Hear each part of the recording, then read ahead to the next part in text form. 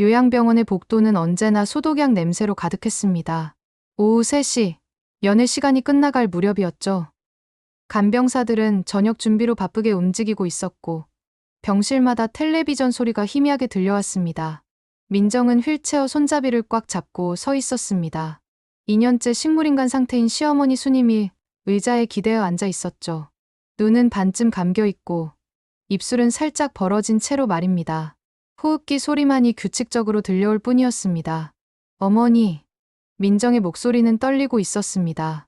수님의 손은 차갑고 축 늘어져 있었습니다. 손톱은 간병사가 깔끔하게 다듬어 놓았지만 그 손에는 더 이상 힘이 없었죠. 민정은 그 손을 살며시 잡아보았습니다. 아무런 반응이 없었습니다. 복도 끝에서 간병사의 발소리가 멀어져 갔습니다. 민정은 재빨리 주변을 살펴보았습니다.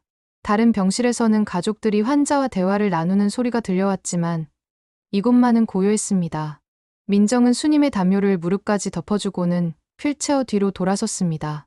손잡이를 천천히 잡았죠. 마음속으로 무언가를 다짐하는 듯한 표정이었습니다. 어머니, 지금 아니면 늦어요. 민정의 목소리는 간절했습니다. 수님은 여전히 아무런 반응을 보이지 않았지만 민정은 마치 대답을 들은 것처럼 고개를 끄덕였습니다. 휠체어가 천천히 움직이기 시작했습니다. 민정은 간병사실 쪽을 피해 반대편 복도로 향했습니다. 요양원의 뒤쪽 출입구였죠. 평소라면 사용하지 않는 길이었습니다. 복도를 지나면서 민정의 발걸음은 점점 빨라졌습니다. 수님의 머리는 휠체어의 움직임에 따라 살짝 흔들렸지만 여전히 깨어날 기미는 없었습니다. 뒤쪽 출입구에 도착했을 때 민정은 잠시 멈춰 섰습니다. 문 너머로는 주차장이 보였고 그곳에 민정의 낡은 승용차가 기다리고 있었습니다. 민정은 깊게 숨을 들이마셨습니다. 출입구 문을 열었을 때 찬바람이 불어왔습니다. 오후였죠. 수님의 머리카락이 바람에 살짝 흩날렸지만 그것조차 의식하지 못하는 듯했습니다. 민정은 휠체어를 차 옆까지 밀고 갔습니다. 차 뒷문을 열고 조심스럽게 수님을 안아 올렸습니다. 수님의 몸은 가벼웠습니다. 2년 동안 침대에만 누워있던 탓이었죠. 뒷자리에 수님을 눕히고 안전벨트를 채워주었습니다. 민정의 손길은 무척 세심했습니다. 수님의 머리 밑에는 작은 베개를 받쳐주고 담요로 몸을 덮어주었죠. 휠체어를 차에 실고 민정은 운전석에 앉았습니다. 시동을 걸기 전에 백미러로 수님을 한 번 더 확인했습니다. 여전히 조용했습니다. 차가 요양원 주차장을 빠져나갈 때 민정은 한 번도 뒤를 돌아보지 않았습니다. 핸들을 꽉 잡은 손에는 땀이 맺혀 있었지만 표정은 단호했습니다. 요양원에서는 아직 아무도 수님이 사라진 것을 눈치채지 못했습니다. 저녁 식사 시간이 되어서야 간병사가 빈 침대를 발견하게 될 것이었죠. 민정의 차는 시내 방향으로 향했습니다. 뒷자리의 수님은 여전히 깊은 잠에 빠진 듯했습니다. 하지만 민정의 눈에는 희망 같은 것이 어려 있었습니다. 무엇을 기대하고 있는 것일까요? 차창 밖으로 오후 햇살이 비추고 있었습니다. 하루가 저물어가고 있었지만 민정에게는 새로운 시작처럼 느껴졌습니다. 차가 한적한 골목길로 접어들었습니다. 민정은 몇 번인가 백미러를 확인하며 조심스럽게 운전했습니다. 뒷자리의 수님은 여전히 미동도 없었죠. 가끔 작은 한숨 소리만이 들려올 뿐이었습니다. 민정이 차를 세운 곳은 예상치 못한 장소였습니다. 오래된 주택가 한편, 담장이 높은 단독주택 앞이었죠. 민정은 차에서 내려 재빨리 주변을 살펴보았습니다. 인적이 드문 조용한 곳이었지만 혹시나 하는 마음에 계속 뒤를 돌아보았습니다. 대문 열쇠를 꺼내는 민정의 손이 떨리고 있었습니다. 서둘러 대문을 열자 작은 마당이 나타났습니다. 잘 관리된 화분들이 놓여 있었지만 민정은 그런 것에 신경 쓸 여유가 없었습니다. 빨리 해야 해. 민정은 혼잣말을 중얼거리며 다시 차로 달려갔습니다. 수님을 조심스럽게 안아 올렸죠. 수님의 몸무게가 예전보다 훨씬 가벼워진 것이 느껴졌습니다. 2년 동안의 시간이 수님을 많이 야위게 만들었죠. 현관문을 열고 들어선 집 안은 깨끗하게 정리되어 있었습니다. 하지만 민정은 주변을 둘러볼 시간도 없이 수님을 거실 소파에 눕혔습니다. 그리고는 급하게 커튼을 모두 쳐버렸죠. 밖에서 안이 보이지 않도록 말입니다. 민정은 부엌으로 달려가 따뜻한 물을 받았습니다. 수건과 비누, 그리고 깨끗한 옷을 준비했죠. 요양원에서 입고 있던 환자복은 소독약 냄새가 심하게 났습니다. 무엇보다 눈에 띄는 옷이었죠. 어머니, 잠깐만 참으세요. 금방 끝날 거예요. 민정은 수님의 옷을 벗기기 시작했습니다. 손길은 서둘렀지만 세심했습니다. 2년 동안 누워만 있던 수님의 몸은 창백하고 앙상했죠. 민정의 눈에 눈물이 고였지만 지금은 슬퍼할 시간이 없었습니다. 따뜻한 물로 수님의 몸을 빠르게 닦아주었습니다. 얼굴부터 시작해서 팔, 다리까지 꼼꼼하게 말이죠. 수님의 머리카락도 젖은 수건으로 닦아내었습니다. 요양원의 흔적을 지우려는 듯 했습니다. 민정은 미리 준비해둔 듯한 평상복을 수님에게 입혔습니다. 식물인간이 되기 전 평소 자주 입던 옷이었죠. 요양원 환자복과는 전혀 다른 모습이었습니다. 민정은 부엌으로 가서 간단한 미음을 끓였습니다. 인스턴트가 아닌 직접 쌀을 갈아서 만든 것이었죠. 끓이는 동안에도 계속 수님을 확인했습니다. 혹시나 깨어날까 하는 기대감 때문이었습니다. 미음이 완성되자 민정은 수님을 조심스럽게 일으켜 세웠습니다. 등을 받쳐주며 한 숟가락씩 입에 넣어주었죠. 수님은 본능적으로 삼키는 반사작용을 보였지만 여전히 의식은 흐려보았고 돌아오지 않고 있었습니다. 어머니, 제발 정신 차리셔야 해요. 제발. 민정의 목소리가 간절했습니다. 수님의 손을 잡고 부르는 모습에서 절박함이 느껴졌죠. 하지만 수님은 여전히 아무런 반응을 보이지 않았습니다. 민정의 눈에서 눈물이 흘러내렸습니다. 한편 회사 사무실에서는 태수가 모니터 앞에 앉아 업무에 집중하고 있었습니다. 오후 4시, 평소와 다름없는 일상이었죠. 동료들과 회의를 마치고 자리로 돌아온 태수의 책상 위로 휴대폰이 진동했습니다. 김태수님이시죠? 미래요양원 간병과입니다. 네, 맞습니다. 태수는 평소처럼 전화를 받았습니다. 요양원에서는 종종 어머니의 상태나 일정에 대해 연락을 해왔기 때문이었죠. 환자 보호자 확인을 위해서 말씀드리는데요.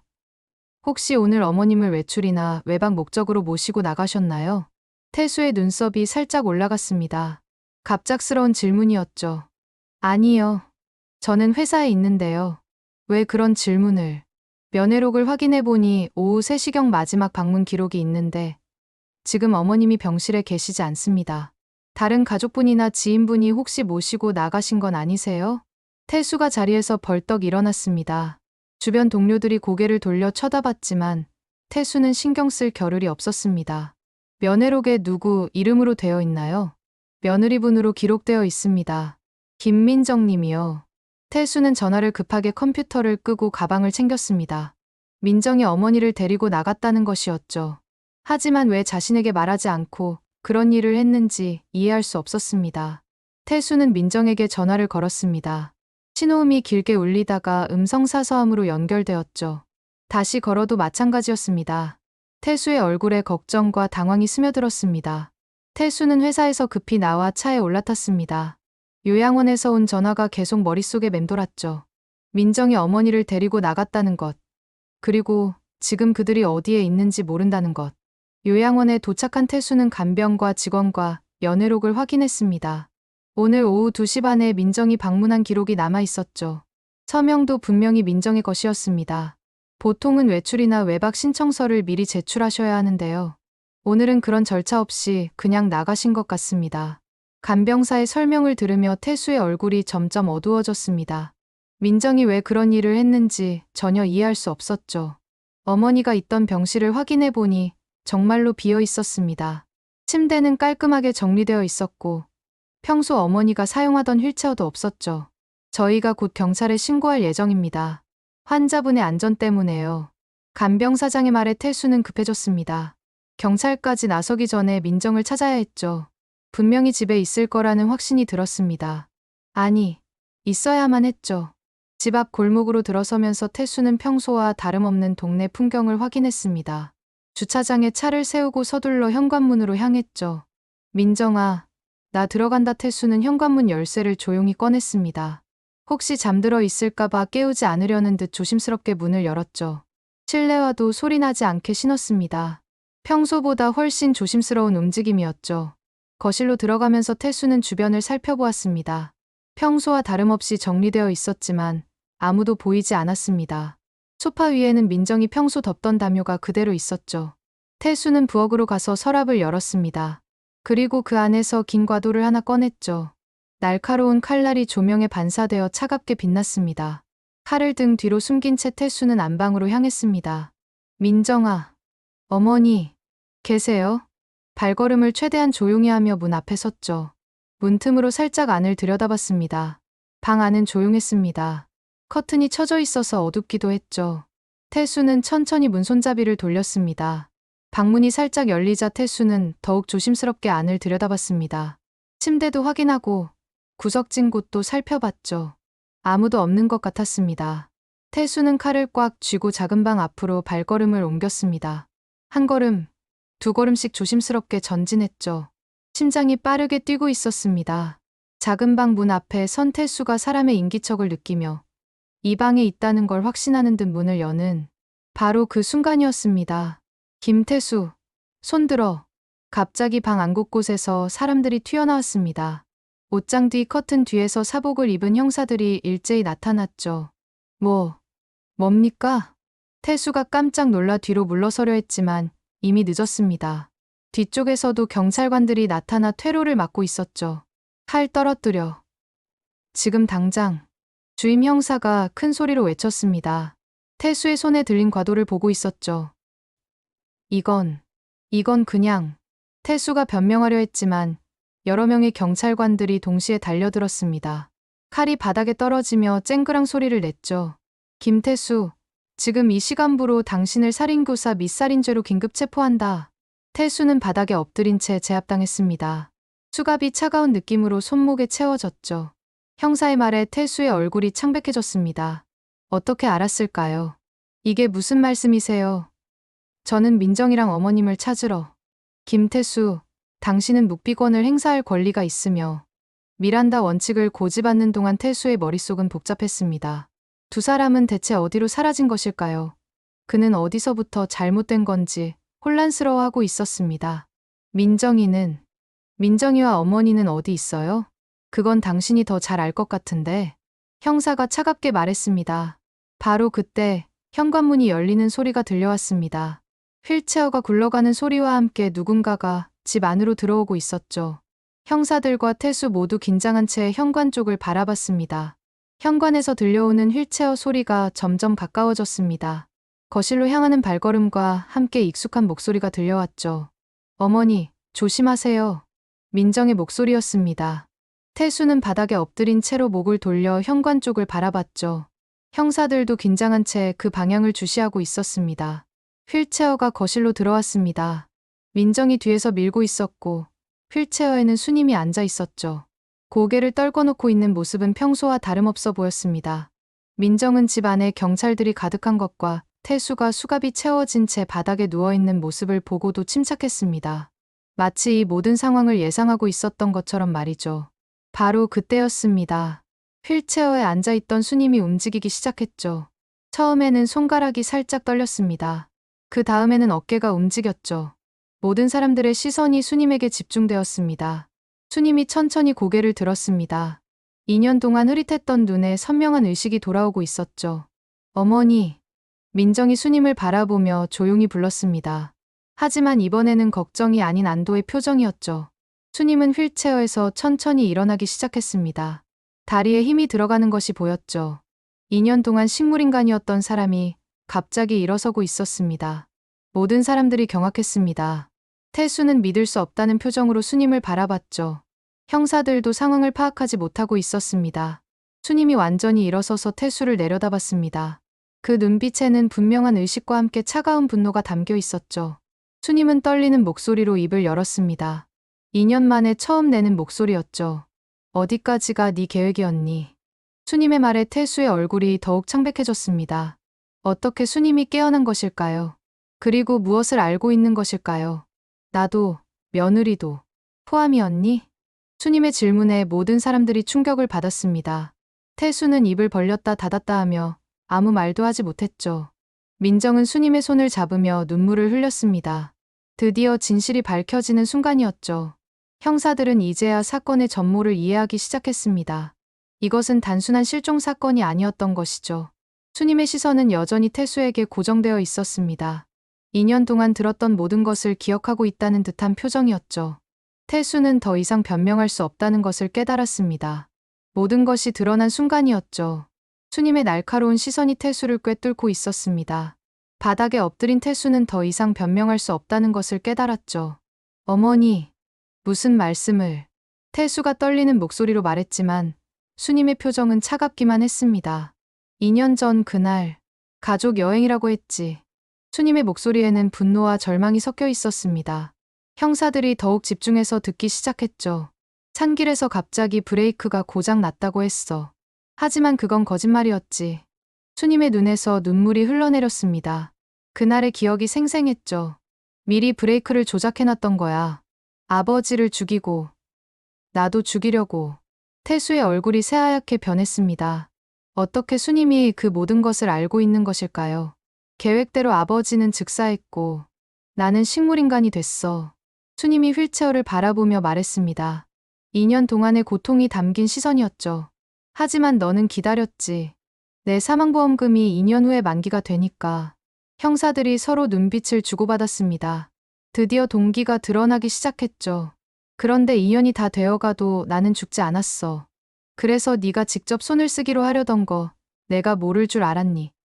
민정이 떨리는 목소리로 말했습니다. 한 달 전부터 이상했어요. 서류를 자꾸 정리하고 형사들이 민정의 증언에 귀를 기울였습니다.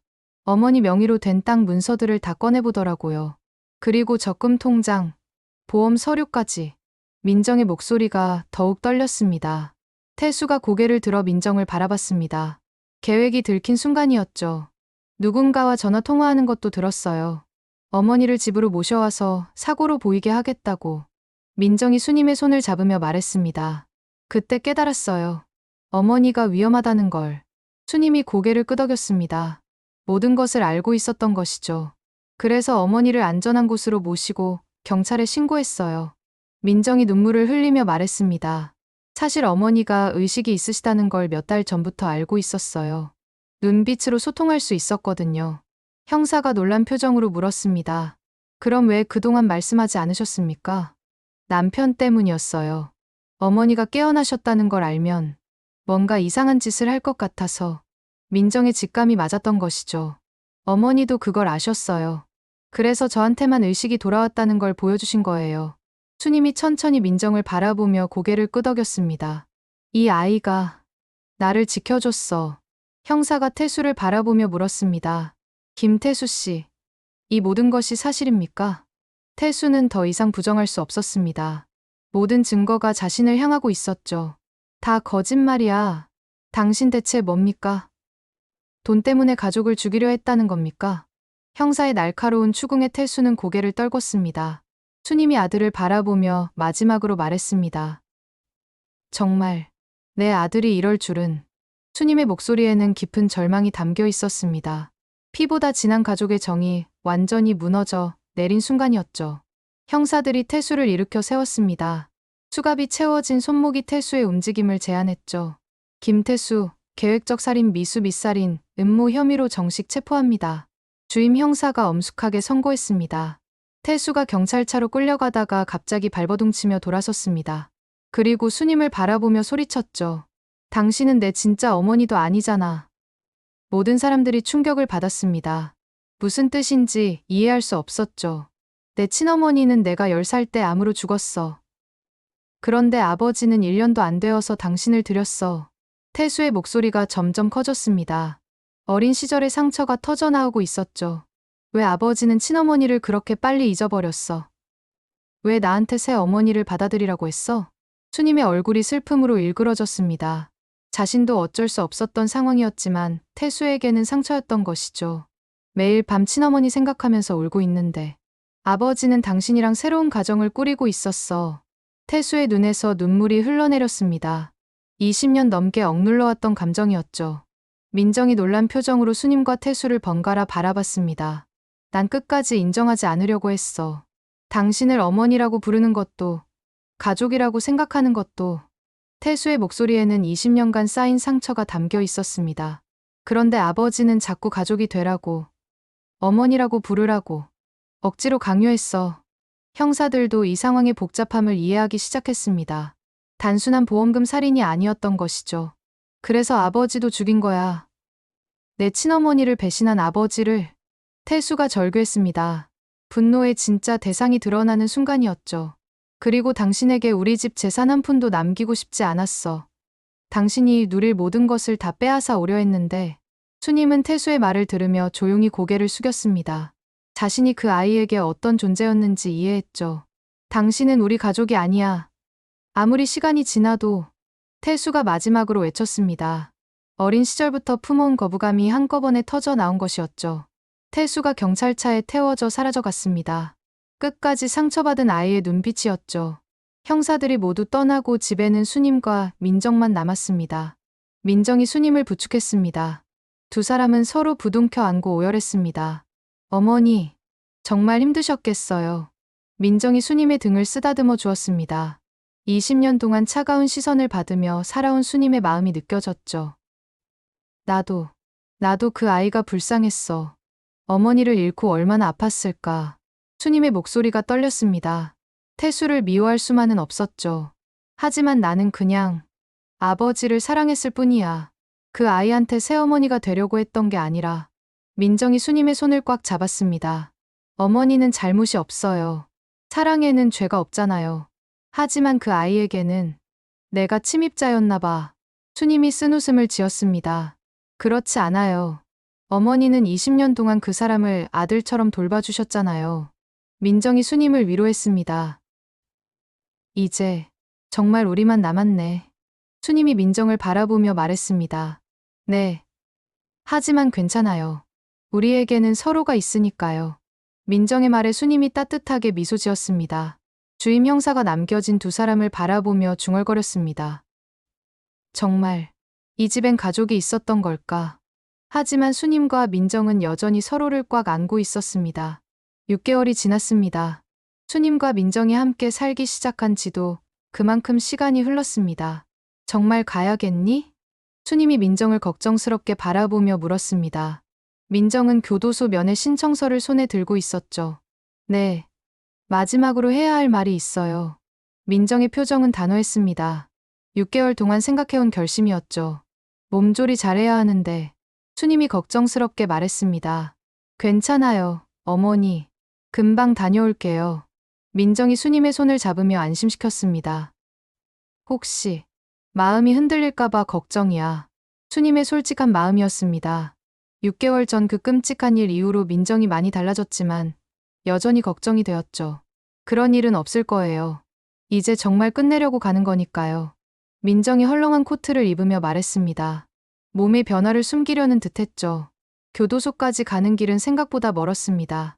민정은 버스 안에서 창밖을 바라보며 지난 6개월을 돌이켜봤죠. 태수가 체포된 후 집은 완전히 달라졌습니다. 수님과 민정은 서로를 의지하며 새로운 일상을 만들어갔죠. 수님은 2년 만에 되찾은 자유를 만끽했고 민정은 태수 없는 삶에 적응해 갔습니다. 교도소에 도착한 민정은 면회 신청을 하고 기다렸습니다. 코트를 벗지 않은 채로 말이죠. 잠시 후 면회실로 안내되었습니다. 유리창 너머로 태수가 앉아 있었죠. 6개월 만에 보는 태수는 많이 야위어 있었습니다. 태수가 민정을 보고는 조용히 전화기를 들었습니다. 반가움보다는 체념이 섞인 표정이었죠. 민정도 전화기를 들었지만 대답하지 않았습니다. 그냥 태수를 바라보고 있었죠.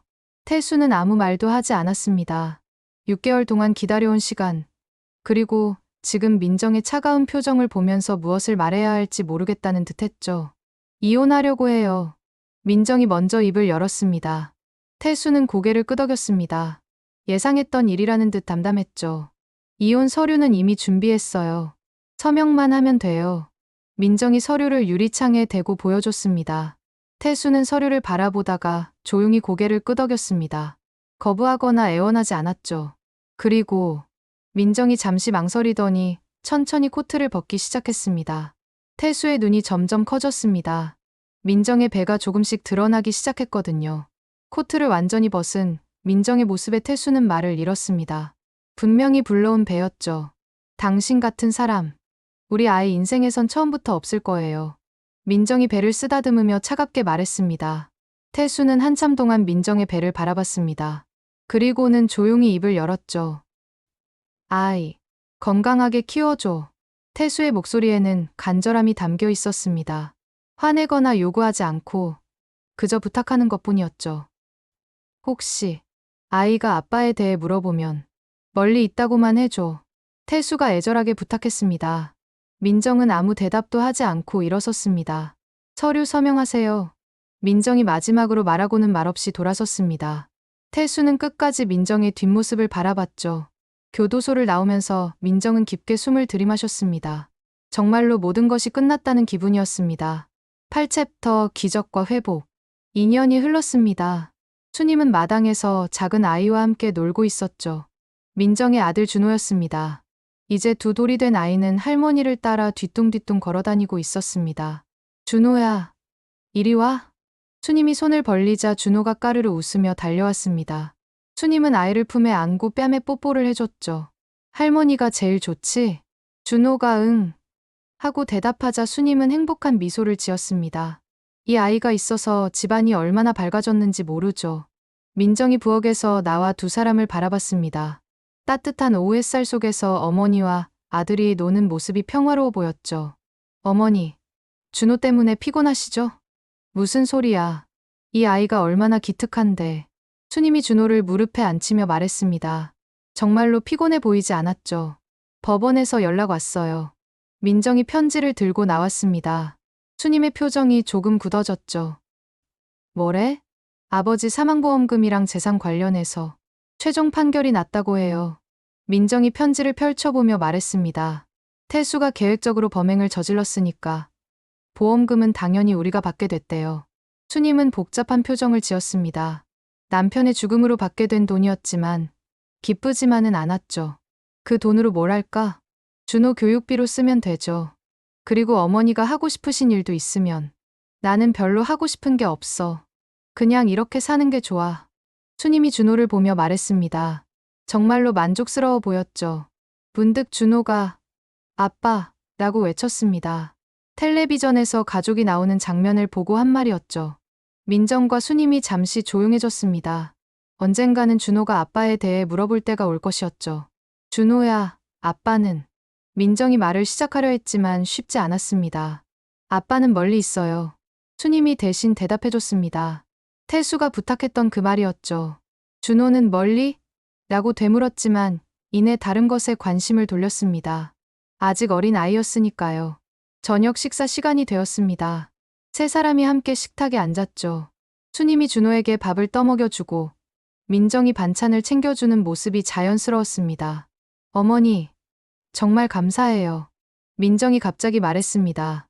뭘 갑자기? 어머니가 없었으면 저와 준호가 어떻게 됐을지 몰라요. 민정의 눈에 눈물이 맺혔습니다. 지난 2년 동안 수님이 얼마나 큰 힘이 되어줬는지 느껴졌거든요. 이 아이는 우리 가족이야. 그리고 너도 내 딸이고. 수님이 민정의 손을 잡으며 말했습니다. 피로 이어진 가족보다 더 소중한 게 있는 것 같아요. 민정이 수님을 바라보며 말했습니다. 그럼 마음으로 이어진 가족이지. 수님이 미소를 지으며 대답했습니다. 준호가 엄마, 할머니 하고 부르며 두 사람을 번갈아 가리켰습니다. 자신의 가족이 누구인지 정확히 알고 있는 듯했죠. 맞아. 우리가 가족이야. 민정이 준호를 안아주며 말했습니다. 밤이 되어 준호를 재우고 난 후 수님과 민정은 거실에서 차를 마시며 이야기를 나눴습니다. 가끔 후회가 돼. 수님이 조용히 말했습니다. 뭐려? 민정이 고개를 들어 수님을 바라봤습니다. 태수를 좀 더 따뜻하게 대해줬다면 어땠을까 싶어. 수님의 목소리에는 아쉬움이 묻어 있었습니다. 어머니 잘못이 아니에요. 그래도 그 아이가 어머니를 잃고 얼마나 힘들었을까. 나라도 좀 더 이해해줬다면. 수님이 한숨을 쉬었습니다. 어머니는 충분히 잘해주셨어요. 20년 동안. 민정이 수님을 위로했습니다. 그래. 이제는 다 지난 일이야. 수님이 창밖을 바라보며 말했습니다. 별이 반짝이는 평화로운 밤이었죠. 어머니, 앞으로도 계속 함께 살아요. 당연하지. 우리가 어디 가겠어. 두 사람은 서로를 바라보며 미소를 지었습니다. 그때 준호의 방에서 작은 소리가 들려왔습니다. 잠꼬대를 하는 것 같았죠. 할머니, 엄마, 아이가 꿈속에서도 가족을 부르고 있었습니다. 민정과 수님은 조용히 준호의 방으로 가서 이불을 덮어줬습니다. 평화롭게 잠든 아이의 얼굴을 보면서 두 사람은 행복감을 느꼈죠. 거실로 돌아와서 민정은 생각했습니다. 그날, 죽음은 누군가의 계획이었고, 살아남음은 나의 선택이었다. 결국 우리를 살린 건 피도, 돈도 아닌, 함께하겠다는 마음 하나였다. 수님이 민정을 바라보며 말했습니다. 너는 내 아들보다도 더 소중한 내 가족이야. 잊지 마라, 민정아. 민정이 고개를 끄덕였습니다. 정말로 그랬죠. 서로를 지키려는 마음, 함께 살아가려는 의지가 이 모든 것을 이겨낸 힘이었습니다. 창밖으로 달빛이 고요하게 비춰들었습니다. 세 사람의 새로운 가족 이야기는 이제 막 시작되는 것이었습니다.